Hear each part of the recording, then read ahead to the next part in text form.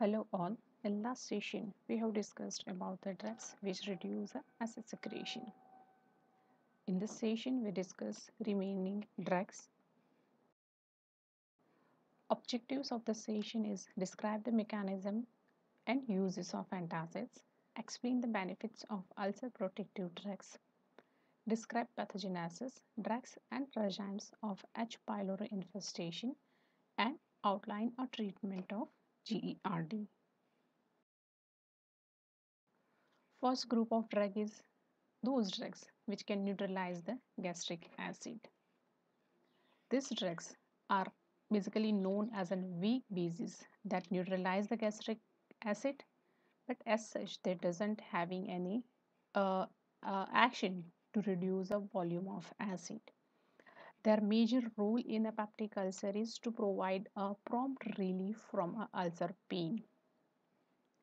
Antacid may be a systemic. Those antacids which are absorbed from the GIT and produce the systemic side effects, while non-systemic antacid which cannot produce any systemic side effects. For any antacid, to know the potency of antacid, it is basically described in terms of acid neutralizing capacity. It means for any antacid, the potency of an antacid is expressed in terms of its acid neutralizing capacity. That means number of milliequivalent of one normal hydrochloric acid that are brought to pH 3.5 in 15 minutes by a specific unit dose of an antacid. So how much dose of antacid is there to reduce a pH of uh, reduce the pH to up to 3.5 in 15 minutes. That is a dose, or that is the potency of that particular antacid, and it is basically termed as an acid neutralizing capacity. There are different types of antacids, systemic as well as a non-systemic. Sodium bicarbonate, it is a rapidly acting systemic antacid. It is, but it is not indicated for the long-term use. The reason for that when for sodium bicarbonate, when it acts with the HCl, gastric acid, it releases a CO2, and that can cause a bulging and the gastric distension. So this effect, which may leads to an further damage to a ulcer, and that may leads to ulcer perforation.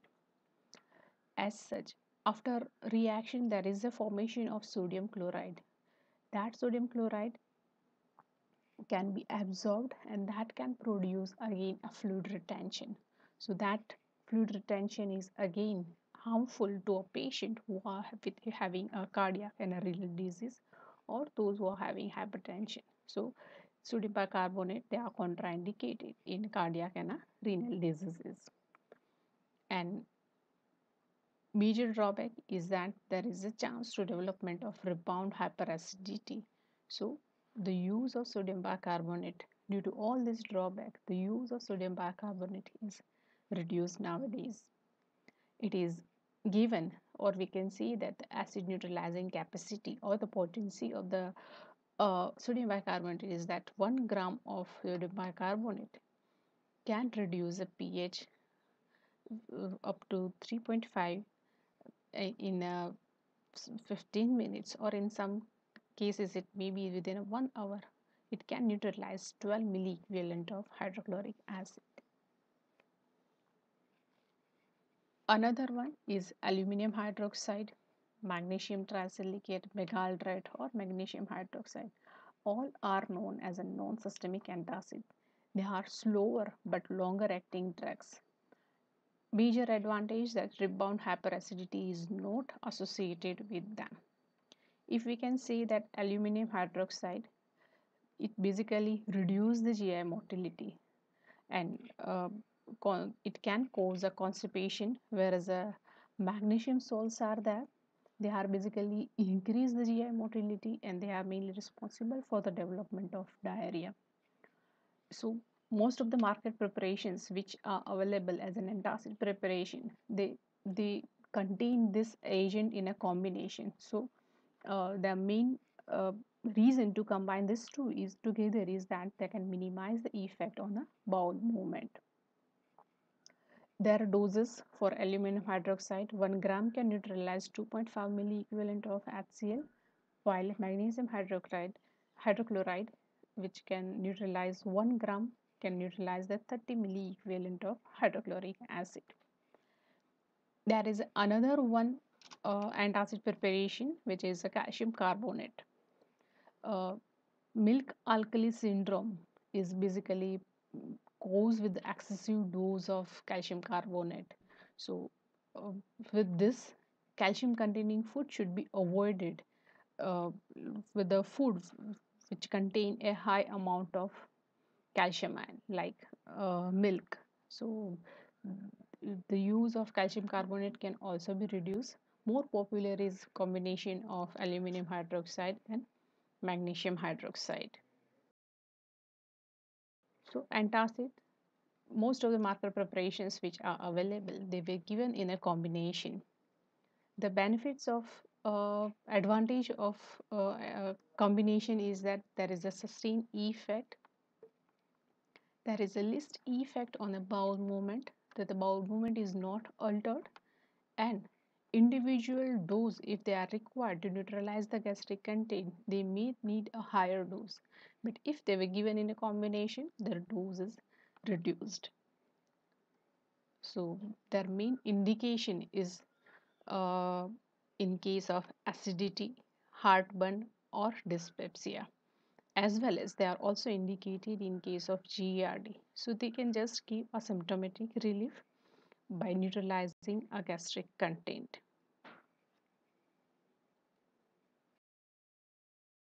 Second group is ulcer protective agent. These drugs basically form a covering over ulcer base that can prevent its exposure to an gastric acid. There are two main components, sucralfate and colloidal bismuth substrate. When we can say that sucralfate, it is aluminum salt of sucrose. Uh, Sucralfate, when it is administered at pH less than 4, below pH 4, it polymerizes to form a sticky layer that can cover ulcer base and act as a physical barrier, and it can prevent acid exposure. So basically it can protect ulcer. Other advantage of sucralfate is that it can bind with the phosphate and can result in a hypophosphatemia. Main thing is that the action of sucralfate is only produced when the pH is less than 4. So it should not be given with the antacid, because if antacids or any other acid reducing agents were administered, they can raise the pH. At higher pH, the effect of sucralfate is not observed. The most common side effects which is produced with the sucralfate is it can reduce the GI motility. So constipation like effect is produced. Doses, it is given in a 1 gram before 3 major meal and at bedtime. Given therapy is for up to 4 to 8 weeks. Another one is colloidal bismuth substrate.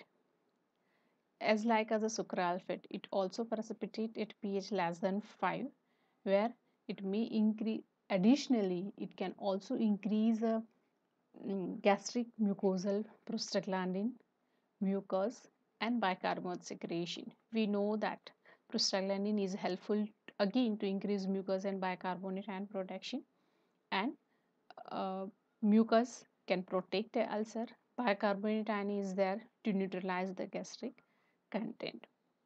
It may also precipitate mucus glycoprotein and coat the ulcer base. So it can the the basic thing is that By making a complex with the glycoprotein, it can protect a ulcer. Another advantage of colloidal bismuth substrate is that it can also detach H. pylori organism from the gastric mucosa, as well as it inhibit the H. pylori organism directly. So again, it can be one of the component to be added with the anti-H. pylori treatment. Pepsin is also one of the aggressive factor which which uh, which can be absorbed by giving a colloidal bismuth substrate.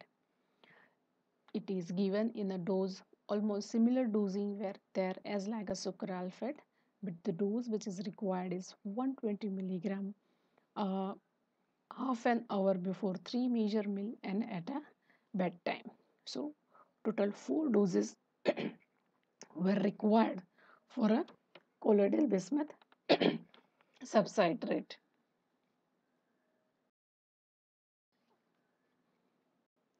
Helicobacter pylori infestation. H. pylori is an organism. It is basically a gram-negative organism.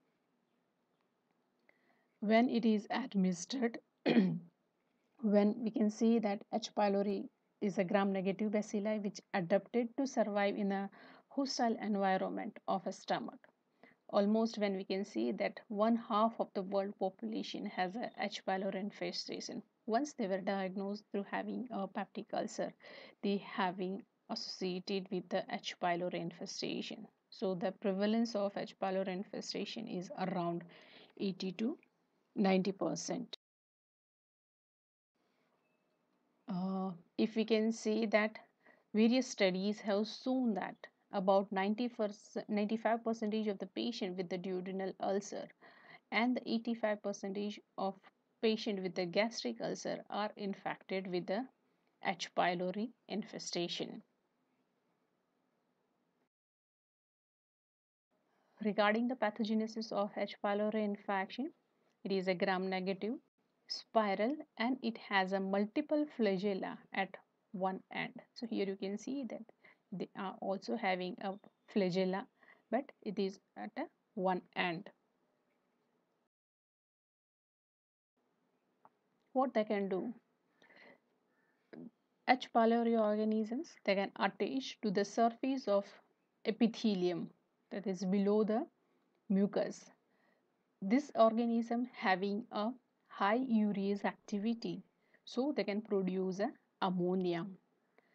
This ammonia can maintain a neutral environment around a bacteria.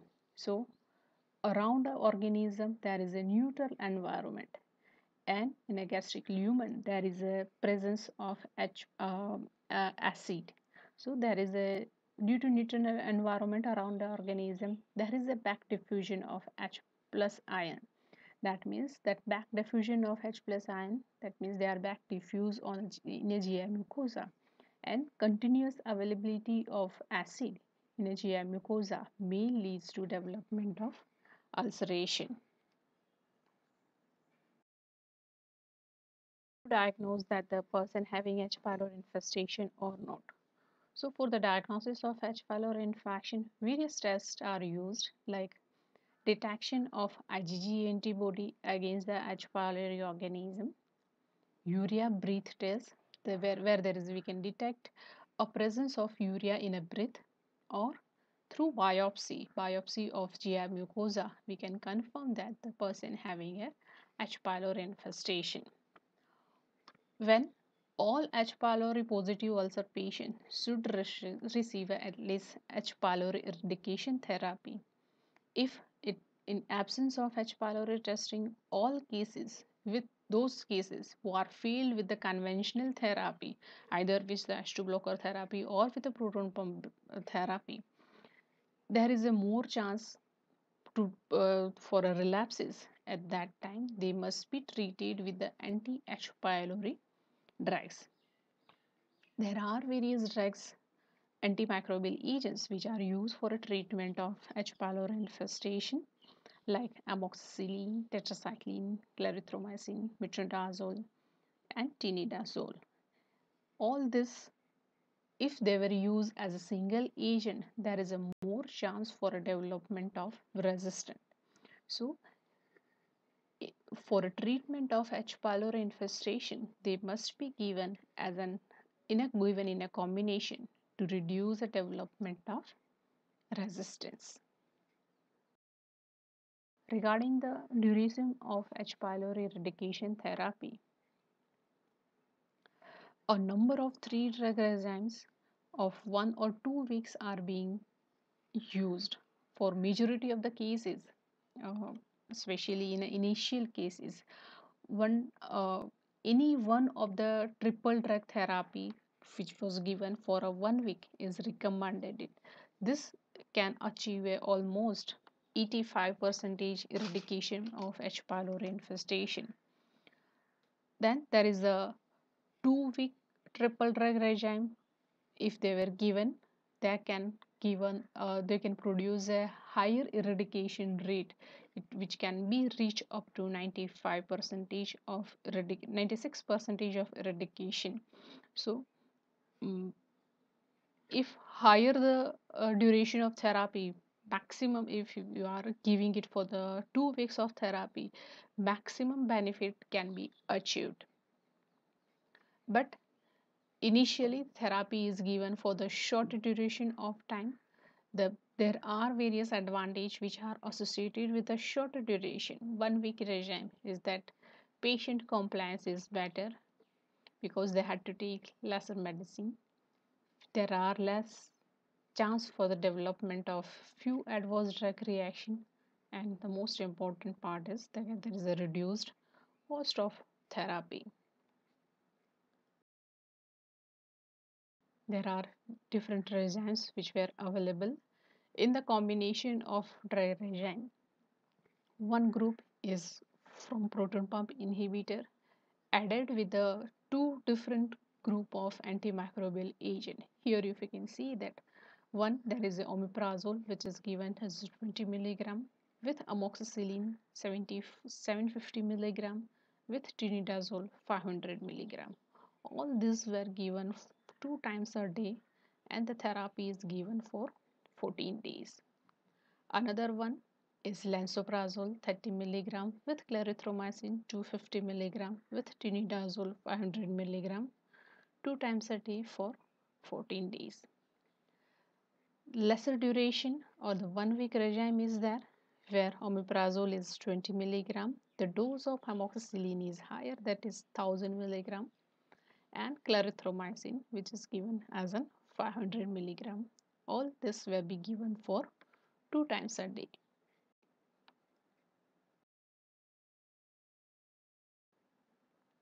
There are some established regime, USFDA regime, which include lansoprazole 30 milligram, amoxicillin 1000 milligram, and clarithromycin 500 milligram 2 times a day for 2 weeks. Same way, in India, National Formulary of India had also given a regime where it includes omeprazole 40 milligram BD, metronidazole 400 milligram 3 times a day, and amoxicillin 500 milligram 3 times a day for 1 week regime. So the main aim of anti-H. pylori therapy is to eradicate H. pylori organism. Initially, therapy is given for 1 week, and then you can extend it up to 2 weeks of therapy. So all these are the different group of drugs used for the treatment of peptic ulcer.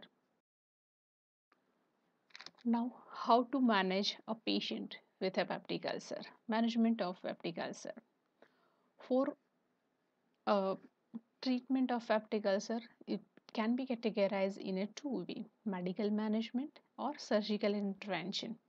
For medical treatment, first we can start with the non-pharmacological measures as well as the pharmacological measures. Non-pharmacological measures include: first is rest. Rest is important because it can reduce the pain. Second is Withdrawal of offending agent. Whatever the cause, it may be because of drugs like non-steroidal anti-inflammatory drugs, or person may having habit of cigarette smoking or excessive alcohol intake. All this can aggravate ulceration. So withdraw that agent. Second is diet can also play an important role. So change in a diet, fried and spicy food should be avoided. So all these are the non-pharmacological measures. In pharmacological measures, first we can try antacid or antisecretory drugs that can give a symptomatic relief. Antacids basically give a symptomatic relief, while antisecretory drugs can reduce acid secretion and also give a treatment for a H. pylori infestation, where triple drug therapy must be given, and the therapy given for at least 2 weeks of therapy. And lastly, sometimes due to severe pain, patient can't sleep. So to induce a sleep, sedative drugs can be added to a therapy. And second way is for a management is sometimes surgery is also indicated. So when medical management is not sufficient, then surgery is indicated in few cases, in certain cases, like if there is any malignancy suspected, if there is any organic obstruction or any perforation is present, or in case of chronic duodenal ulcer. These are the cases where the surgery is indicated. So this is all about the peptic ulcer. That severity of GRD may be graded as a stage 1 when there is a person may occasionally felt a heartburn. The episodes are less than 3 episodes per week. Then it is in a stage 1. In a stage 2, where the more than 3 episodes per week, person can felt about the symptoms of GERD, then the severity is a moderate severity. When a person having a chronic symptoms, daily person may felt those symptoms which can disturb a sleep, then it is we can consider it is in stage 3 GERD. Regarding a treatment guideline for the GERD, first try a non-pharmacological measures where you can advise a patient like elevation of the head by 15 to 20 centimeter, so there is a less chance to reduce the gastric content into a food pipe.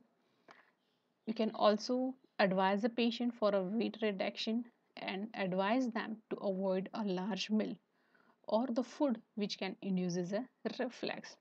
So initially you can, when the person is in a stage 1, those non-pharmacological measures can be advised.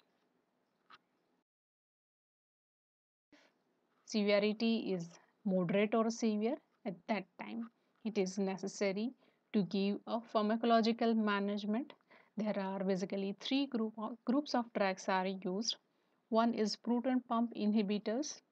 They are the most effective. They are the drug of choice for a patient with all stage of GERD.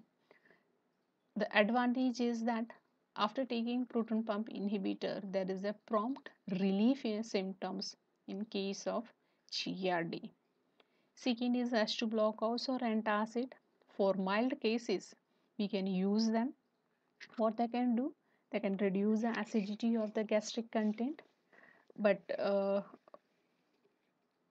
in comparison with the proton pump inhibitor, H2 blockers having less complete acid separation. So efficacy of H2 blocker is lesser in comparison with the proton pump.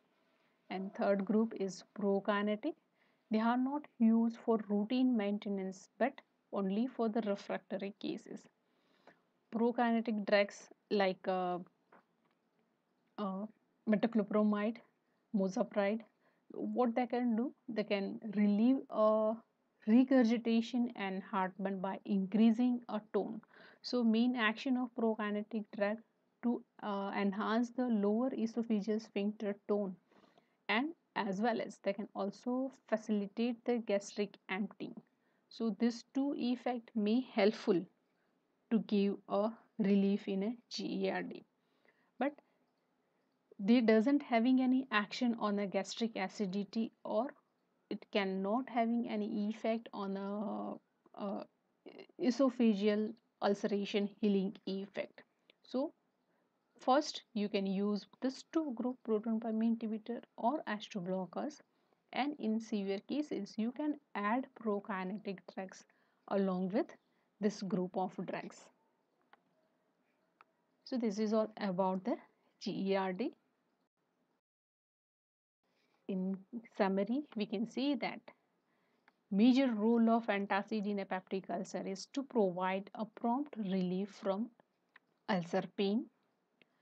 Aluminium hydroxide causes constipation, whereas the magnesium salts are responsible for diarrhea. Sucralfate should not be given with antacid or any other antisecretory drug, as it polymerizes only in acidic medium. For a treatment of H. pylori, triple drug therapy is given for 14 days. It includes drugs like clarithromycin, amoxicillin, and proton pump inhibitors. And the drugs which are used for the GERD, basically three different group: proton pump inhibitors, H2 blockers, and prokinetic drugs are used for the different stages of GERD. For mild cases or moderate cases, you can use H2 blockers or proton pump inhibitor. In refractory cases, you can add prokinetic with the proton pump inhibitors or H2 blockers. Thank you.